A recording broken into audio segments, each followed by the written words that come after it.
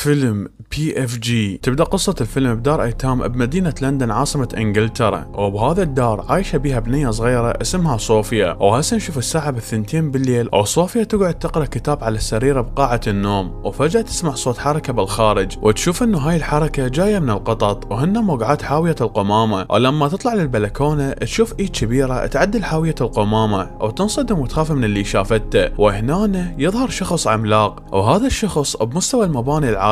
فصوفيا تخاف وتروح تركض على سريرها وتتغطى ببطانيتها، بس العملاق يمد ايده او يخطفها من مكانها ويروح يركض. وكانوا اكو ناس يتجولون بالشارع، بس هو يحاول يضم نفسه قدر الامكان. او بعدها ياخذ صوفيا ويروح يركض بسرعة، ويبقى يقفز من مكان لمكان لحد ما يوصل للموقع مالته. فيدخل كهف ويعلق صوفيا، وهي تكون موجودة ببطانيتها بداخل غصن بالكهف مالته. بعدها العملاق يروح يجهز السكينة، وصوفيا لما تشوف السكينة تخاف اكثر وتحاول تهرب. وهي كانت تريد تفتح الشباك، بس هي ما قدرت لانه الشباك ضخم وكلش كبير. وفجأة العملاق يسمع صوت ويحس انه صوفيا تريد تهرب، وبالفعل يشوفها ويروح عليها ويقول لها لا تتعبين نفسك لانه انت ما راح تقدرين تهربين، بس اذا كان عندك جناحات راح تقدرين لهذا الشيء. وقال لها لا تبقين تفترين بالمكان لانه انا اريد اتغدى وما اريدش تزعجيني. وهنا صوفيا من تسمع بهذا الكلام تخاف من عنده وتضم راسها بداخل وعاء. والعملاق لما يغلق الشباك صوفيا توقع بطاوة الاكل اللي كان شايلها العملاق، فياخذها ويقعد يطبخ الغداء مالته. وهو كان لازم سكينة وخيارة كبيرة يقطع